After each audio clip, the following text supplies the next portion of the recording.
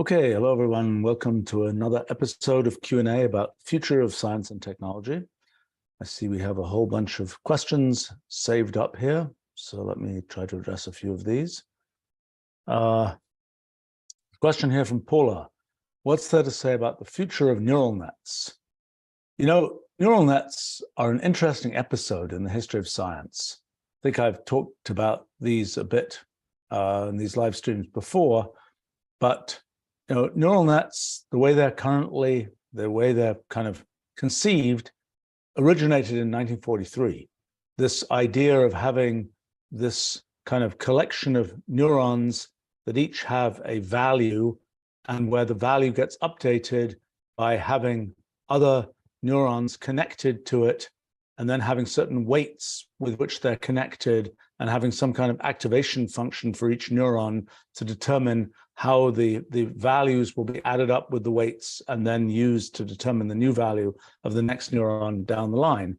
That idea is from 1943, and modern neural nets pretty much using that idea. Now, there've been the thing that's happened is one could at first think about, oh, every neuron is connected to, or which neurons is it connected to? In the brain, which is sort of the inspiration for all of this, a single neuron might be connected to 10,000 or more other neurons.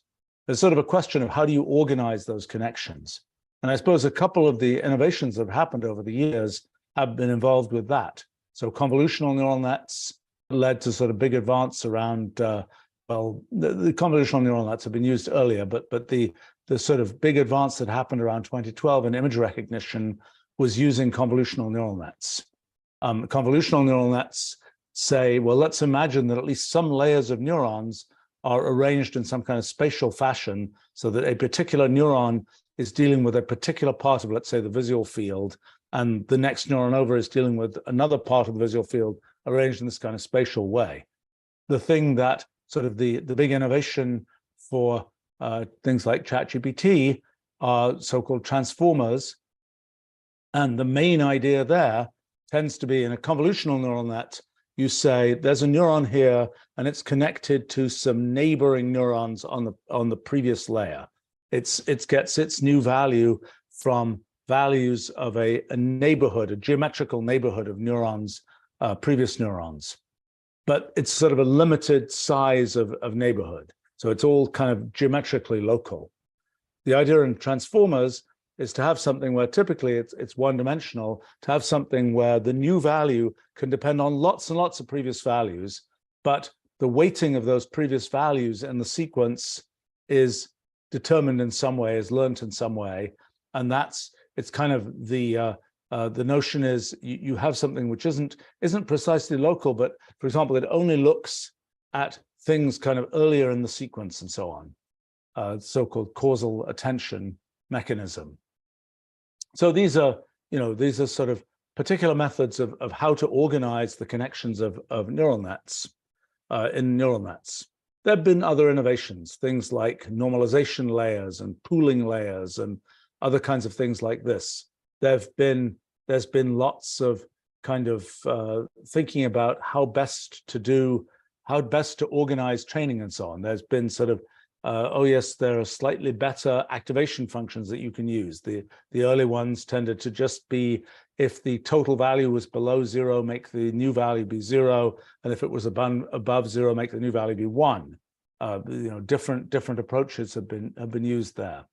So, but I would say that the things that have led to the lots of details that have allowed neural nets to be trainable and to not kind of just wander off and not be able to be set up to do the things that one wants them to do.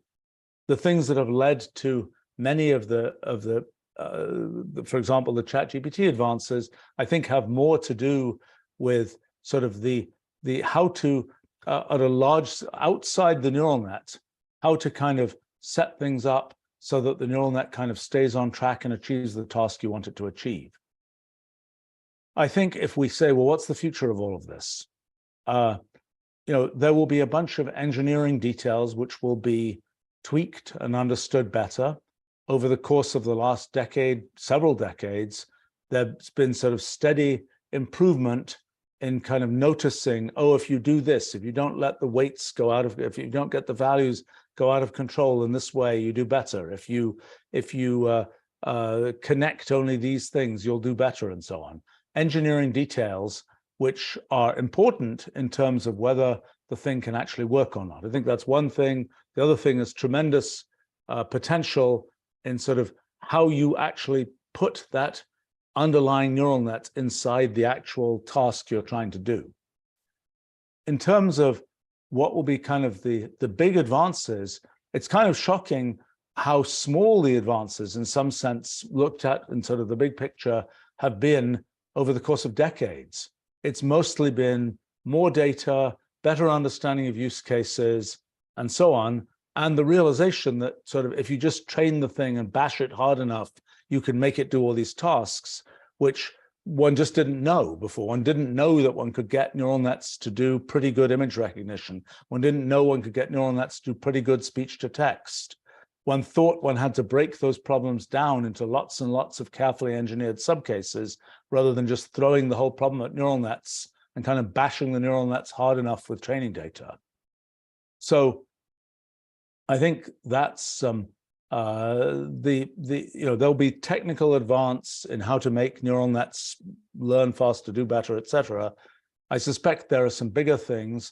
There are some things where, for example, language models make use of lots of sort of facts about the world. They don't really need the details of those facts about the world inside the neural net model. Those are things that can be factored out, delegated to, well, typically our technology with Wolfram Alpha and Wolfram Language and so on, and the sort of computable knowledge that we have there. That doesn't need to be all mixed in a way where neural net isn't even very good at dealing with that to the whole structure of the neural net. The neural net can really be dealing just with linguistics and common sense, and not with detailed data or computation, which neural nets aren't really directly able to do. Now, people have tried to say, let's add little extra bells and whistles to neural nets. Let's add some computation capability to neural nets and so on. Let's make it possible for neural nets, rather than just sort of interpolating their data and finding the output based on that. Let's let the neural net actually sort of do computation right there inside the neural net. What seems to be emerging right now is that what neural nets and language models and so on are pretty good at doing is formulating what they want to do. So formulating, okay, we're going to use this computation tool, now go off and just use that tool externally, rather than trying to burn that into the innards of the neural net. There have been attempts to do that, but there tends to be this big trade-off between how capable computationally do you want the neural net to be and how trainable is the neural net. By the time the neural net has more diversity in what it can internally do, it becomes extremely much more difficult to train the neural net. And the various attempts over the last decade, particularly or so, to make sort of more computation inside the neural net have tended to lead to less trainability and less effectiveness at the tasks that neural nets seem to be good at doing. Now, there are some clues we get from the brain. I mean, people used to say, oh, these artificial neural nets are very idealized models of how the brain works. There's a lot different things happening in the brain. As these artificial neural nets succeed in doing so many more of these tasks that we thought were very brain-like tasks, like language generation, it seems much more that we can learn things about brains from artificial neural nets, and that's something that's happening now. But still, there are clues from brains about how we could sort of go in different directions with neural nets. One important feature is that in something like ChatGPT, that's a pure sort of feed-forward type network. When it's running, it's generating the next word. How does it do that? Well, it looks at all the previous words, it turns those into numbers, it feeds all those numbers through the neural nets, and comes out with the probabilities for the next word, then picks the next word, and then iterates that whole process. But so it just sort of feeds through the network forwards. Now, there's the question right now, sort of training is a very separate thing for neural nets from this kind of actual execution of the neural net, actual use of the neural net. In brains, we seem to intersperse sort of learning and doing much more than current neural nets do it. And possibly that's because in brains, neurons are both places where memory gets stored and places where computations get done. Those are happening at the same time in the same place, so to speak. And even the very early models of neural nets back from the 1940s and so on had this idea that there would be sort of memory and doing sort of all mixed together. But the actual engineering of neural nets hasn't tended to do that. It's tended to be the case that there's sort of a separate, this is the place where activity is happening, separate from this is the place where we're storing the data.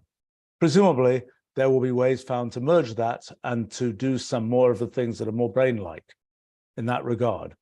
And another thing is that there's this whole question of sort of how the dynamics of the neural net works, whether it's just, oh, you feed forward through the network and get your results, and maybe you do that over and over again, but it's kind of a very coarse kind of overall architecture for how information flows through a neural net, as opposed to things happening inside the neural net in some much more dynamic way. As I say, the attempt to sort of mix training with those kinds of dynamic things has not been particularly successful. But one suspects that there are probably things which involve sort of more dynamism in neural nets than these kinds of workflows that just say, feed in an image, get out the caption from the image, feed in a caption, get out the image, feed in text, continue that text, and so on. There are probably more dynamic kinds of things that involve more sort of explicit time evolution of neural nets, rather than just this sort of neural nets more like functions where you have input, crunch, crunch, crunch, output type thing. I think that there are lots of things about the neural nets, for example, the fact that neural nets use real numbers to represent the strength of sort of neural excitation at each neuron in the neural net.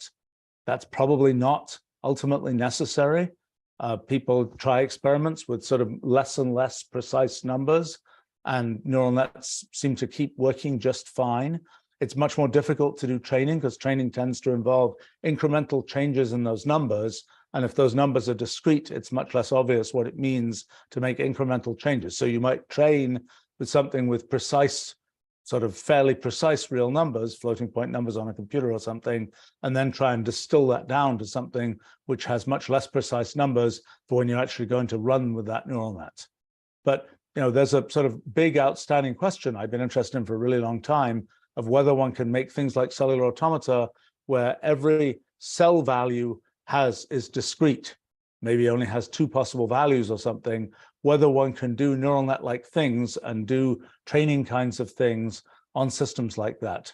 I investigated this back in the early 1980s, didn't make too much progress with it, but I have to say I suspect it's something where, with kind of modern sort of willingness to bash these problems and these training problems with just vast numbers of trillions, quadrillions of computer operations, it might be something worth investigating again. And it's something where you would then be directly training in this discrete world, which is much more suitable for current electronic computers.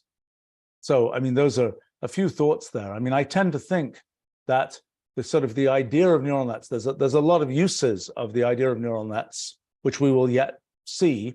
I think in terms of the core ideas, well, they've been surprisingly just being tweaked over the course of many, many, many decades. I mean, I think it's sort of reminiscent of some of what one saw in the history of things like linear algebra. There's kind of this idea of matrices, and there's these operations you can do on them of solving linear equations, systems of linear equations, doing various kinds of decompositions, things like this. In the 1960s, 1970s, sort of computational methods for doing those things really kind of got established. And that became this methodology of doing numerical linear algebra that was at first a thing for its own sake, but then found lots of applications and launched lots of areas like computer graphics, for example, which makes very direct use of numerical linear algebra. Neural networks actually make direct use of numerical linear algebra as well.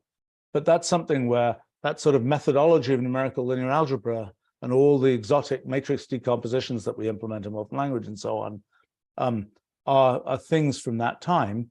And they've been sort of incrementally improved, but basically it becomes a method that you can use and apply in lots of different areas.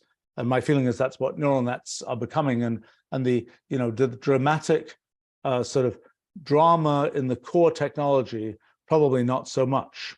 Drama in the use cases that can be found, much more likely. So that's a few thoughts on that. But I do think there are some things that one can imagine that are more kind of structural, like these things about a discrete version of neural nets, possibly versions of neural nets that don't just involve numbers, that involve something more like symbolic expressions or graphs or something like this for the actual sort of data that the neural net is dealing with, things where there is a better way found to have sort of combination training and use of the neural net, things like this. I mean, there have been all sorts of adventures in things like reinforcement learning and so on, which is sort of an idea that's been discovered and rediscovered for 60, 70 years or so between control theory and machine learning and so on. The idea where sort of the neural net goes out and probes the world or probes something it's trying to learn about, rather than you just saying, okay, here's what you need to know. Rather, it's going off and sort of actively poking at things and so on, and seeing what and one's giving sort of the world is giving feedback to it. Those are techniques that are useful, but I don't know. I don't think there's something sort of truly transformative that I don't think that's around the corner there. Let's see.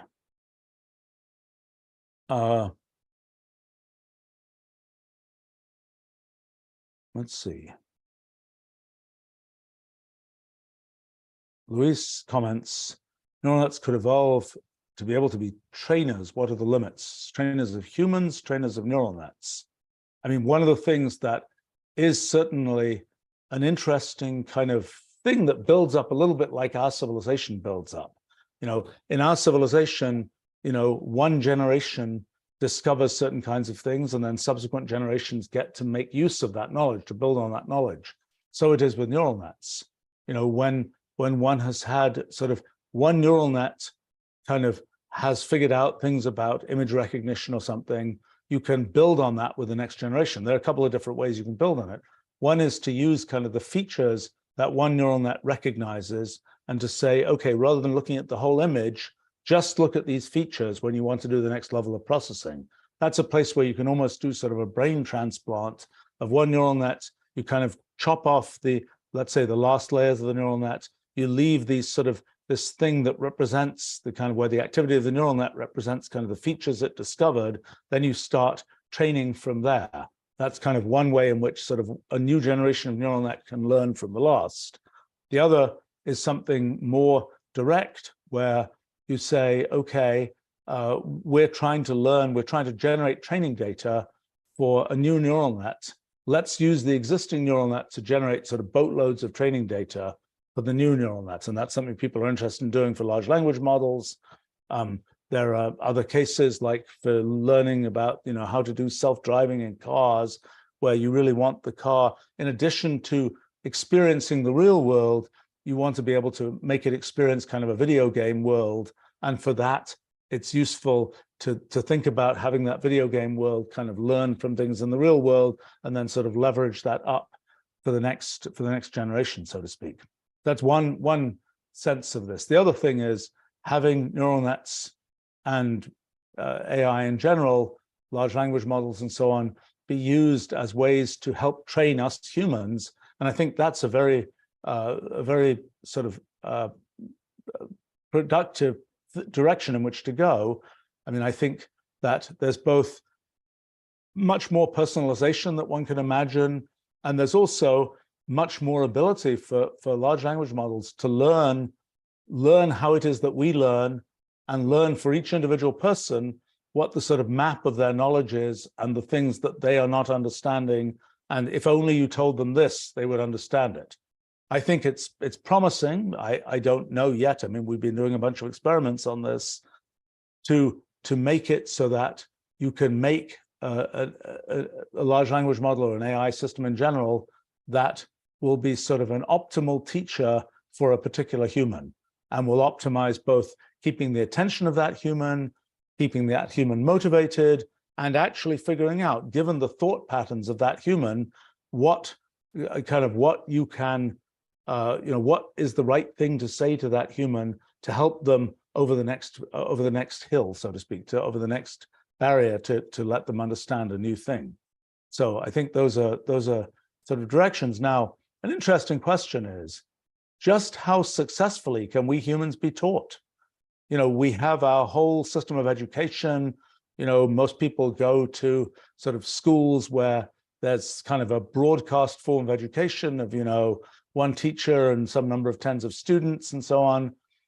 Some people, do one-on-one, learn things one-on-one with tutors or whatever else. And that's probably a more efficient way to learn certain kinds of things.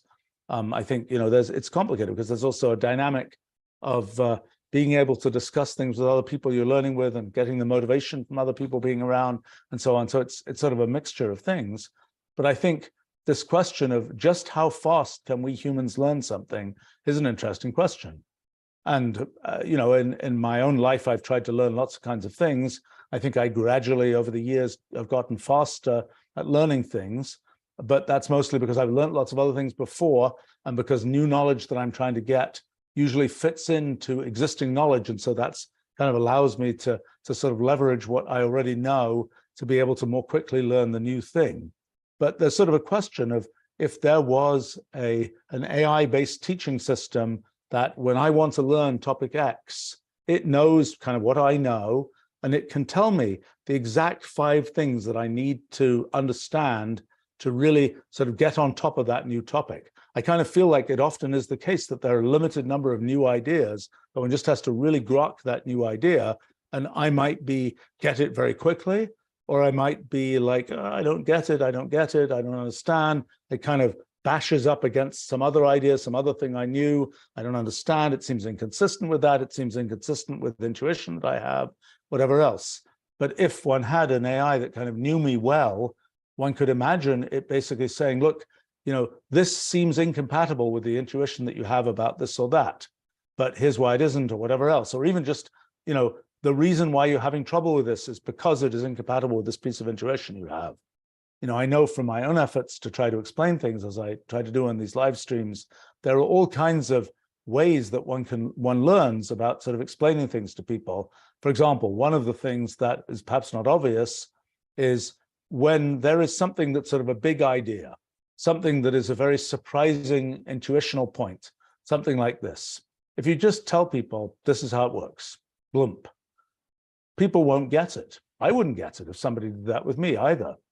You really have to kind of sort of signpost what's going on. Say, look, this is surprising. This is a big deal. This is something that's going to be hard to understand. You've got to kind of say, there's something difficult coming.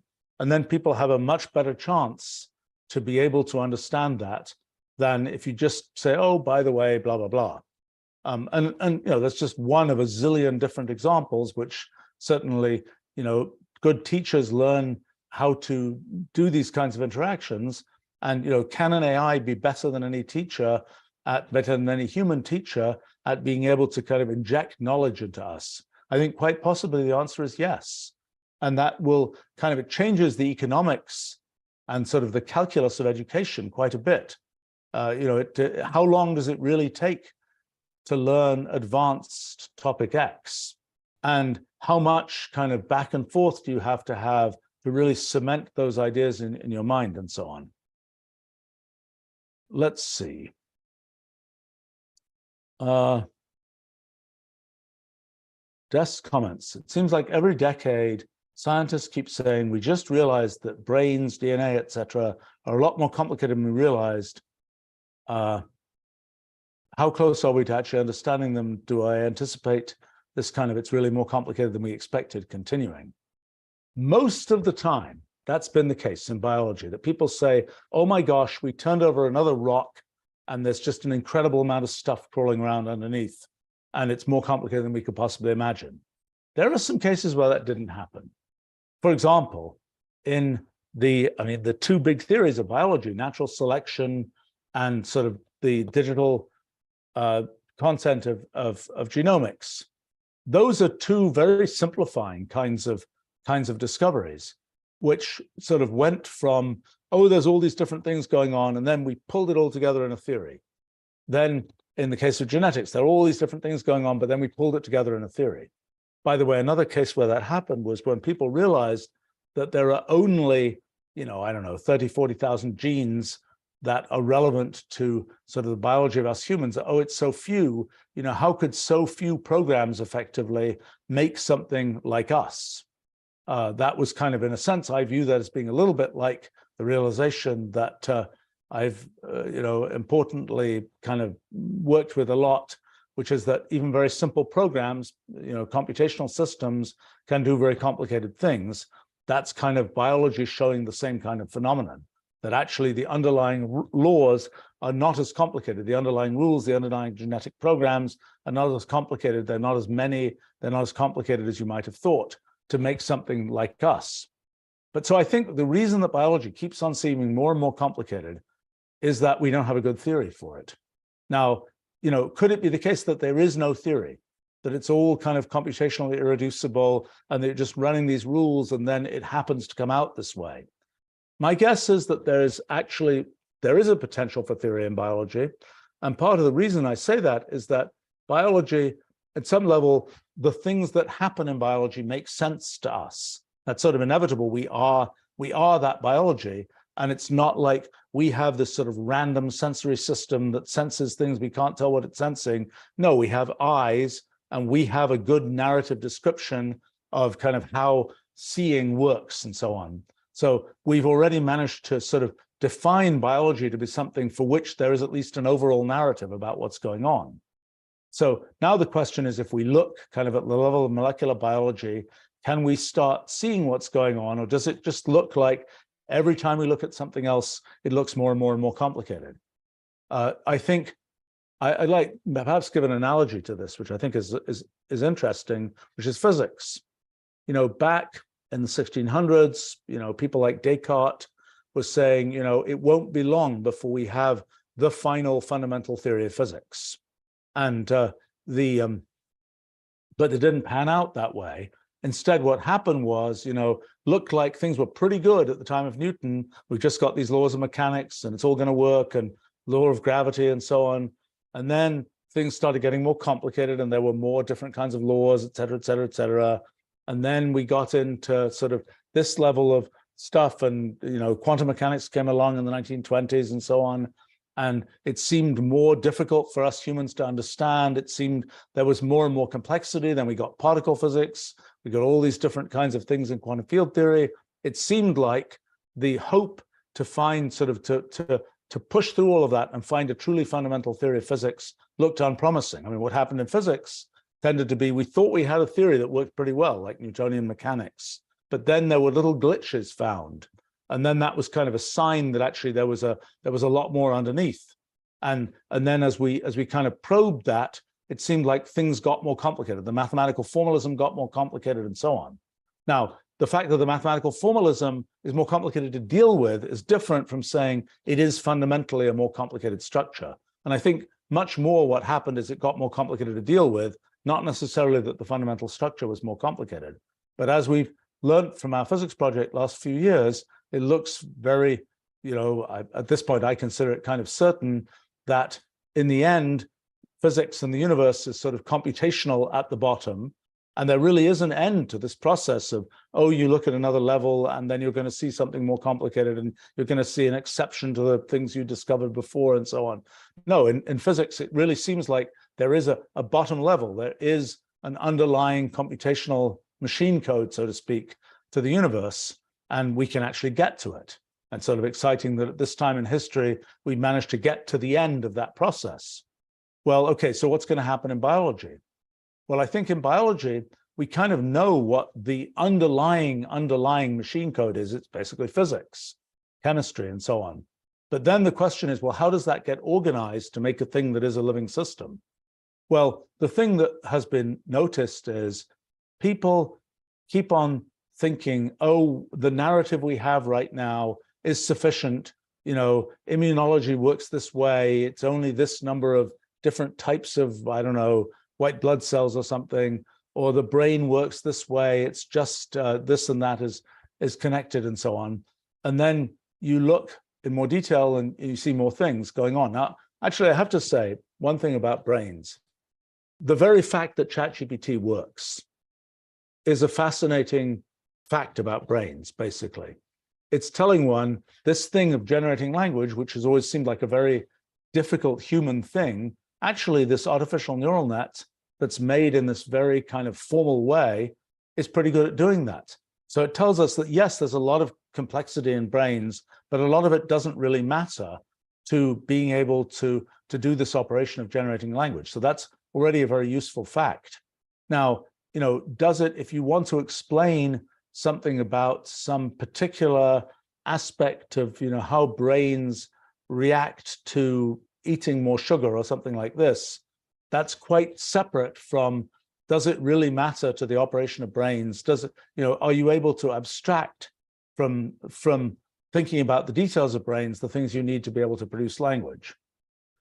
I think the sort of one of the features of molecular biology, things like that, is, well, I remember when I was a kid, for example, there were these wall charts of the metabolic pathways of the cell, and they were, they were wall charts, but they were fairly modest in size. I could sort of imagine, kind of there were the Krebs cycle and the this cycle and so on. You could kind of, it was easy to kind of sort of more or less get them all in mind.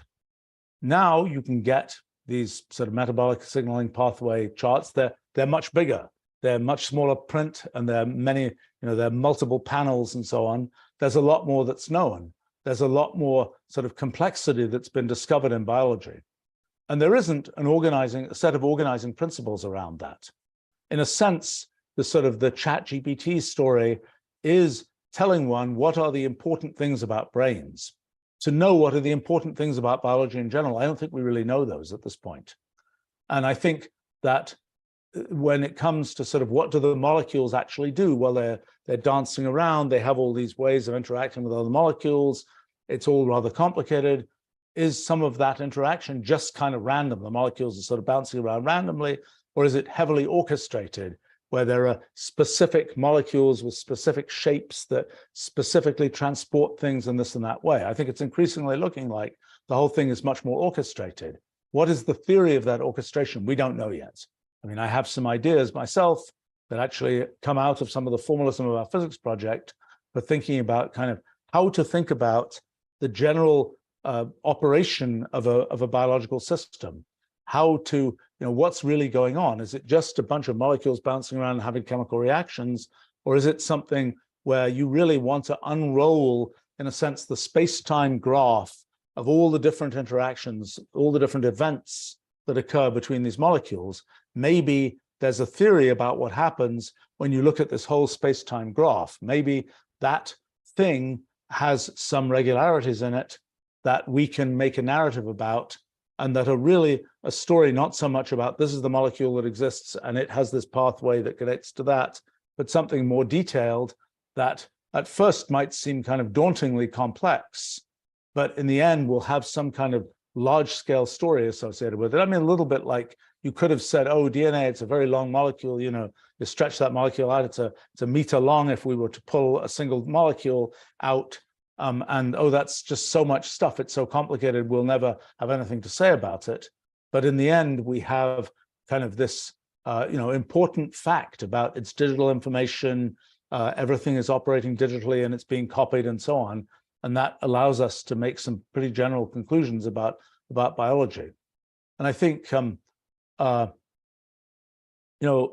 it depends a little bit what we mean by understanding things. So for example, in the case of AI and brains, I think we can say that even if we don't know, even if we can't talk about every biological detail of how language generation, let's say, works, we do know a lot at this point about sort of the big picture, the big kind of computational architecture of how that can work. So in the case of the rest of biology, so to speak, it's like, well, what would be a sign that you kind of knew the big architecture of what's going on? I mean, there are things about biology like aging, for example, sleep even, very fundamental basic things about our experience of the world, where it's surprisingly obscure what's actually going on. I mean, there are different theories and There are some features of them that are well known and so on. But, is there a big picture? Is there a fundamental theory of how aging works, for example? Is there a fundamental theory that proves that you could never reverse aging? Is there something that, is there some computational irreducibility argument that says aging is inevitable and there's nothing you can kind of do about it? Or is that not the case? Is it just some strange evolutionary adaptation to winnow out the old folk because they're just a drag on the community, so to speak, and just something where you flip the switch and pretty soon that feature of sort of the degradation of biological systems goes away. We don't really know. But I think there's sort of this question of, can you have a theoretical framework in which questions like that can be answered? And that would make it seem like biology wasn't just detail, and a never-ending collection of details where we never get to the bottom of things. Again, I think it's a little different from the physics case, where sort of what was happening there in terms of probing further down in sort of the hierarchy of what can be looked at, a little different. In biology, we know what's at the bottom. It's just atoms and molecules and things, and we know the physics of what goes on there. But this question about sort of what's the sort of overall picture of the organization is I think the place that's significant there. I mean, it is shocking. I think I mentioned this before, that over the time I've known a little bit about biology, the level of sort of amount of detail that's been discovered about actual biological systems has so unbelievably dramatically increased through experimental methods, through more emphasis on biomedical research, and so on. But the extent to which the theory has expanded is very, very negligible. I mean, there's people, the sort of traditions of the field are all about do an experiment, see what happens. Do the statistics of what goes on. Oh, there'll be a bunch of randomness. We'll never be able to say this is the fundamental answer. It's only there's a certain probability for this to be the answer, et cetera, et cetera, et cetera. And so there's been sort of I would say, a prejudice against the idea of grand theories of biology, because there haven't really been many. I mean, the last big one was kind of digital structure of DNA, and that's from 1953. So, but I think it's an area ripe for big theories. I tend to think that the best hope for the sort of next round of big theory is this idea of multi-computation that's emerged from our physics project. And I hope I'll have a chance to pursue some of this and figure out perhaps some things about biology and sort of these big picture answers about biology, which I think have been rather elusive. Let's see.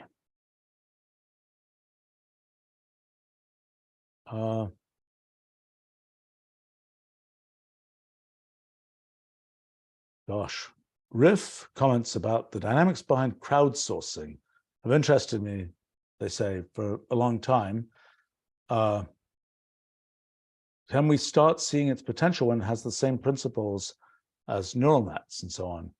I don't know. Crowdsourcing is one of these things which, to me, is sometimes a bit of it's complicated. It's sort of it can be a bit of a wimp out. It can be not as great as it seems.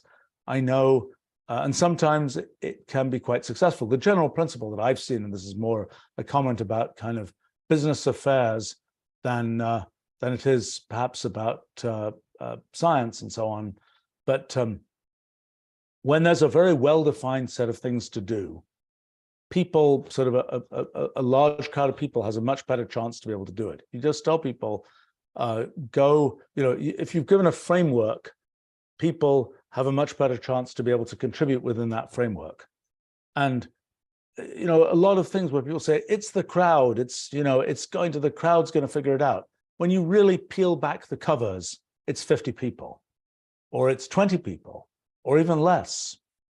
And, it's in one of the things about crowdsourcing can be, if there isn't really leadership about what should be done, it's very hard for it to achieve anything. Once there is sort of a well-defined, the leadership has defined, this is the box that every contribution has to fit into, has a better chance to be successful. But still, I haven't looked so much in recent years, but in the past, I did look at just how big are those crowds that are contributing. I mean, whether it's Bitcoin miners or Wikipedia editors or whatever else. Just how big is that pool? And it usually turns out to be a lot smaller than you'd imagine, down to tens of people and so on, or tens of organizations. And it's, I think that certain kinds of things people find just fun to do. And so they will sort of do them for fun, just for the fun of the thing itself. Sometimes there's, in successful cases, there's kind of a community spirit that's developed where it's not just fun in and of itself to do independently, but something where it's sort of fun to participate with other people in. I don't know. I think I don't know. Maybe there are sort of ways to organize sort of groups of people that we haven't yet discovered that will be very productive. And I don't know whether there's anything that one learns from neural nets about that. The very traditional view of how to organize people is a hierarchical kind of organization where there's sort of, because, vision and leadership tends to be something that individual people can do, different people will do differently. But if you say, let's put together 10 people to all be the leaders, and let's make the average of what those 10 people do, it's usually not as good as what any one of those people might have been able to do by themselves. Or as good in, if you want to have anything new happen in the world, if you want to sort of simply say, don't let's have anything new happen, let's just keep the status quo, then having that sort of average might not be a bad thing. But it's, and so, there's the sort of hierarchical organization of things. And then there are experiments people do on sort of very different organizational structures. There was one that was this holacracy idea where you have kind of these intersecting circles of people. I think has not been very successful. I think it's sort of actually kind of disastrous in certain cases, where sort of there really isn't anybody in charge and everybody's kind of in intersecting circles of who is responsible for what. I mean, as a person who's in practice run organizations for much of my life, it's hard enough to run an organization where you can kind of define a vision and try and get that executed, but to run an organization where you've got these intersecting circles of thoughts about what to do seems just setting yourself up for absurd difficulty.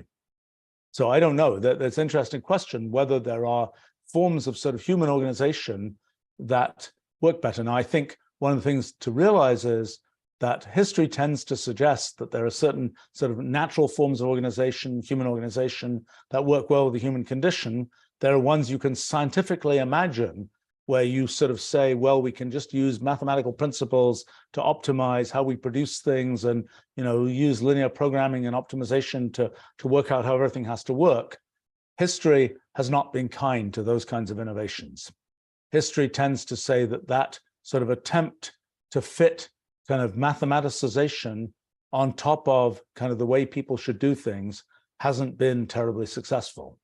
Whether that means there's no better thing one can do is certainly not clear to me. Whether, for example, with AIs as intermediaries, it's possible to have different forms of human organization, I don't know. I mean, it kind of relates to things like, can we have a democracy 2.0 where everybody writes, instead of voting for things, everybody writes a prompt and you feed it all into a big AI and ask it what to do. That doesn't really, if you try and unravel that, it would be interesting to try and do things like that in practice, because I think one would learn a bunch of things. A lot of things would go wrong, but one would learn a bunch of things in practice, which even in sort of theoretically thinking about it are not obvious. And, quite often in these kinds of, you come up with some scheme and you can say, that scheme's not going to work because of this effect and that effect. And then you realize that in practice, nobody runs into that pothole. In practice, it works just fine. I see that a lot in design of computational language, for example. There can be this sort of pothole there that that you might fall into, but it turns out, which you might theoretically worry about, but it turns out nobody does. So it doesn't really matter. And yet there are other cases where you say, it's going to be great, but then you're ignoring something which ends up being this abrasion that eventually makes the whole thing fall apart. And that's what a lot of these kind of sort of schemes for better organization of human interactions and human governance and so on have had a pretty bad historical record. Now, of course, we have new ingredient now, which is sort of better working AI, and perhaps there are new things that can be done there. And that's an interesting thing to start thinking about working out. Let's see.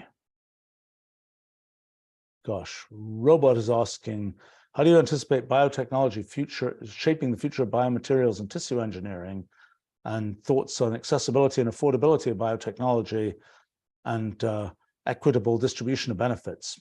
You know, this whole question about what's expensive and what's cheap in the world is kind of interesting. I mean, when I was younger, I was lucky enough to have access to big fancy computers that allowed me to do things that your average person couldn't do because they didn't have access to big fancy computers. At this point, mostly the computers that I use are just the same as the computers that a billion other people use. They're really, there's no sort of, computers got cheap enough that they sort of are very widely distributed. Now, I have to say, I just bought a fancy GPU that's a little bit above the, for a particular project I'm doing, it's a little bit above the average, but that's the first time I've had something fancy like that I remember in a couple of decades. The thing that, you know, this fact that consumer electronics became cheap was something, or electronics in general became cheap, was something I'm not sure that it was super easy to predict. Could it have been the case that there was the perfect chip that was really big that could be produced, but there were only very, very few of them?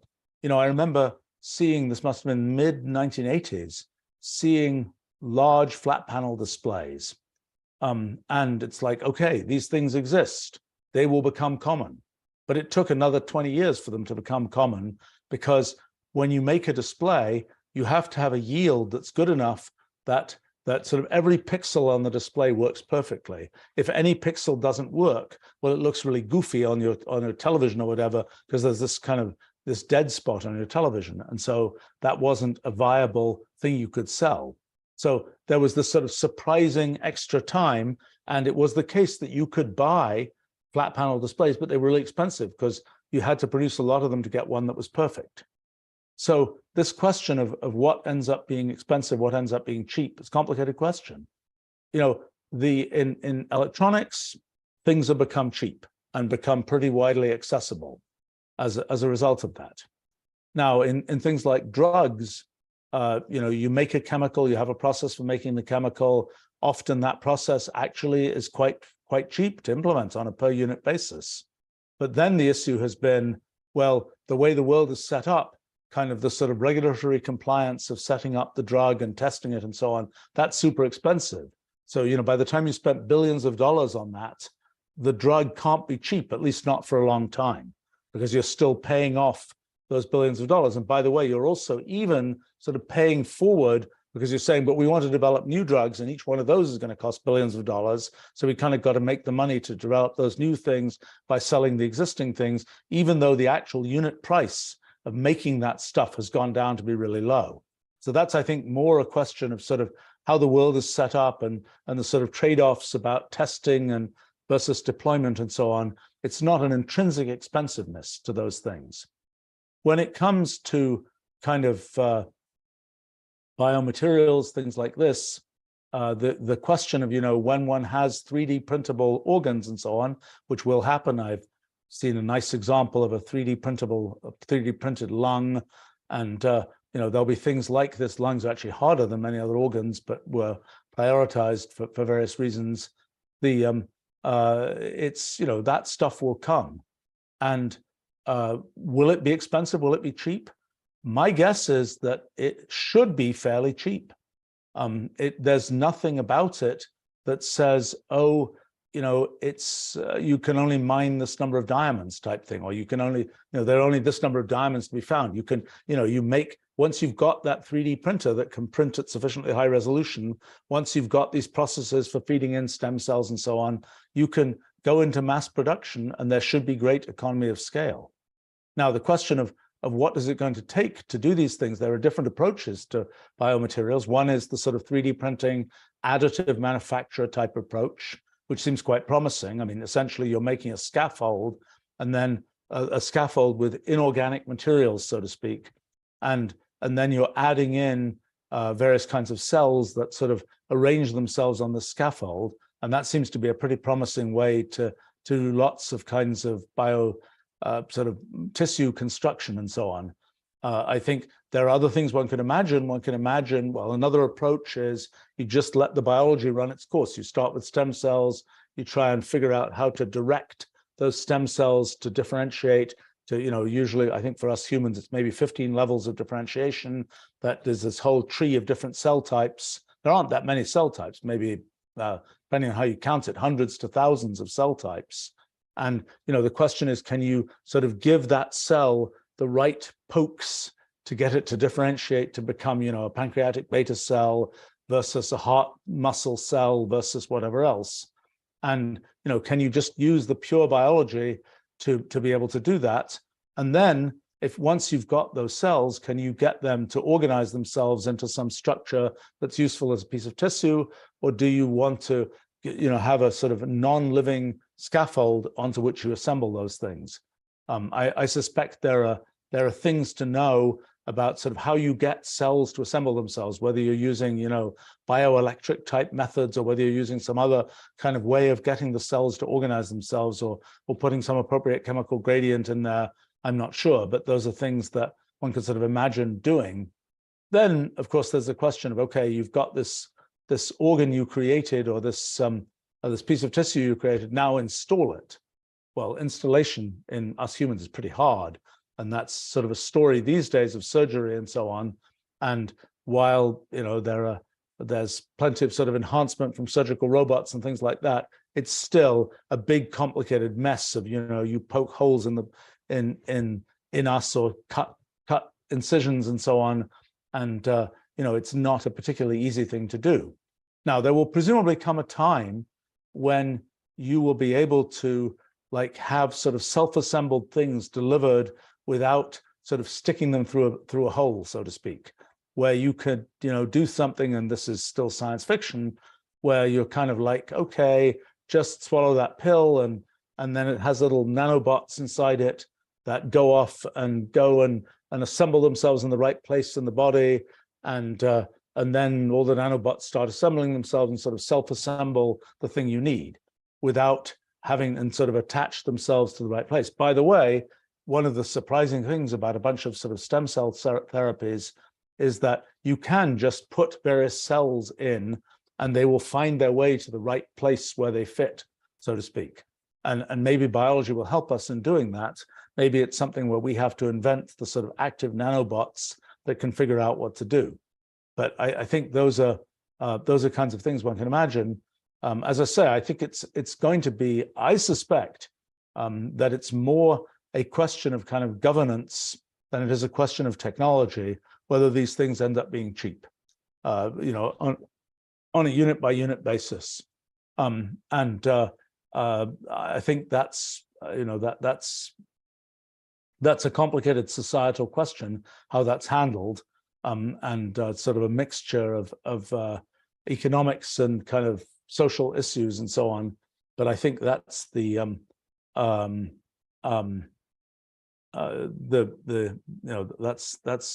that's the direction here. Let's see. Timecake says, might be better to prompt the body to regenerate its own organs instead of 3D printing them, given, I think you're mentioning work about bioelectricity and so on. Yeah, that's quite possible. I mean, so certainly amphibians manage to regenerate limbs. Why can't we regenerate things? Why can't we regenerate limbs, for example? Not clear.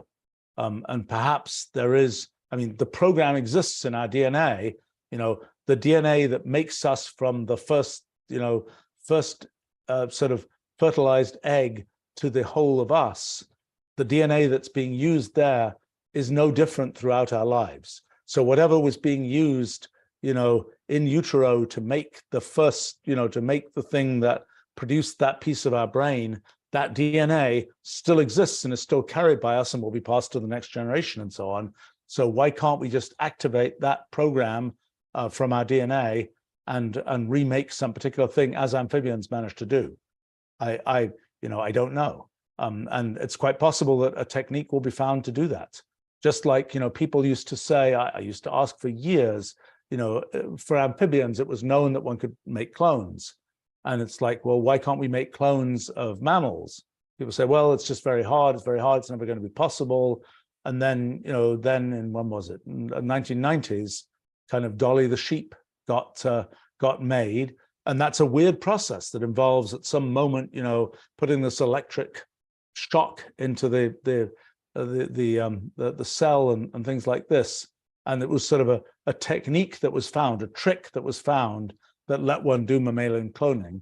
And I think that's, yes, I think it's quite possible that though, I think in biology, there are going to be a bunch of tricks that are findable. So regeneration, one possibility. My guess is cryonics, there will be a trick found that lets one do that. I think aging, I'm less optimistic that there's a trick, so to speak. I think that's more of a kind of computational irreducibility story that has sort of that has an infinite collection of things you have to solve, unfortunately. But I think anyway, I think those are some thoughts about that. Okay, maybe one more thing I can look at here, and then I need to go back to my day job here. Des is asking, is burrowing into an asteroid the logical way to shield people and equipment on voyages to, say, Mars or even out of the solar system?